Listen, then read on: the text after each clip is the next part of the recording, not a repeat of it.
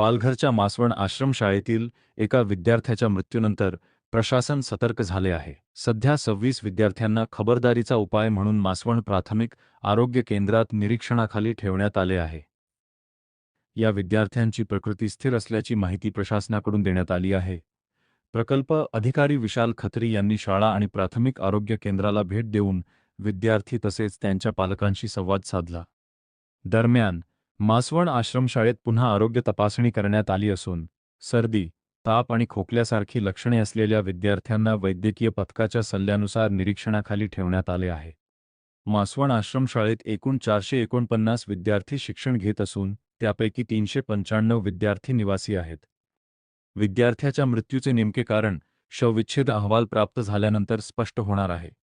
घटनेनंतर शाळेच्या परिसराची स्वच्छता, पाणी शुद्धीकरण आणि विद्यार्थ्यांच्या आरोग्य तपासणीबाबत आवश्यक उपाययोजना करण्याच्या सूचना प्रशासनाकडून देण्यात आल्या आहेत।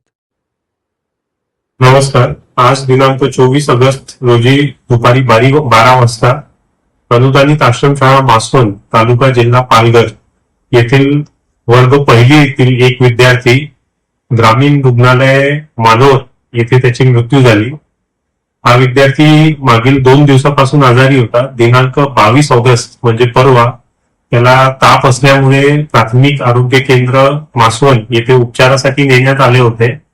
त्यानंतर तो 2 दिवस शाळेमध्ये क्लासेस अटेंड करत होता आणि खेळत होता।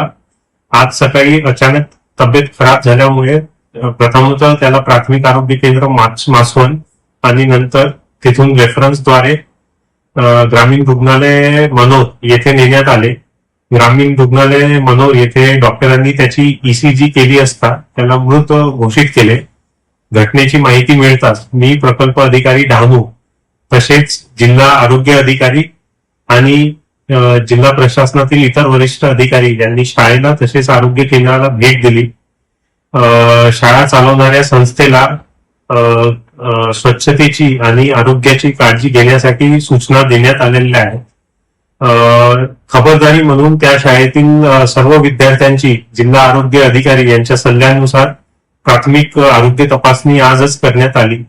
त्या आरोग्य तपासणीमध्ये काही मुलांना खोकला, सर्दी, ताप, बॉडी पेन वगैरे लक्षणं आढळून आले। खबरदारी म्हणून या विद्यार्थ्यांना सध्या प्राथमिक आरोग्य केंद्र मासवण येथे निरीक्षणासाठी ठेवलेलं आहे, पण त्यांची प्रकृती पूर्णतः स्थिर आहे।